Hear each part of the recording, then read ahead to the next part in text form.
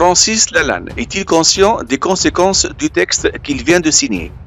Le chanteur fantasque, qui s'était notamment engagé aux côtés des Gilets jaunes, a publié vendredi 22 janvier sur le site complotiste France Soir un appel à renverser le chef de l'État Emmanuel Macron.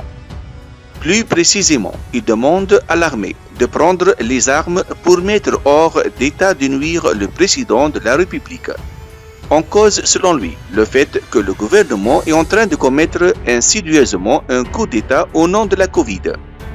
Très critique des décisions prises dans le cadre de la lutte contre la pandémie, un terme qu'il conteste. Le chanteur propose un texte décousu, mêlant concepts juridiques abstraits et interprétations contestables des différents épisodes de la crise sanitaire. Au cours de sa démonstration arrive le chapitre 3 intitulé « Appel à la mobilisation des forces armées pour se porter au secours du peuple dans la reconquête de sa souveraineté ». Une sous-section dans laquelle Francis Lalanne demande aux plus hauts dignitaires de l'armée française de faire cesser le trouble social et politique dont souffre depuis trop longtemps la nation, et donc de mettre fin à l'exercice des mandats de l'actuel président de la République. Une fois Emmanuel Macron arrêté par l'armée, le chanteur demande aux militaires de se constituer en haute cour afin de le juger pour haute trahison.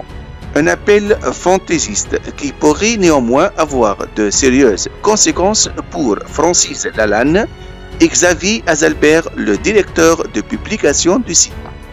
Comme l'ont souligné plusieurs professionnels du droit sur Twitter, les écrits du chanteur peuvent en réalité être passibles de poursuites en vertu de l'article 413.3 du Code pénal, inscrit dans la section portant sur les atteintes à la sécurité des forces armées et aux zones protégées intéressant la défense nationale.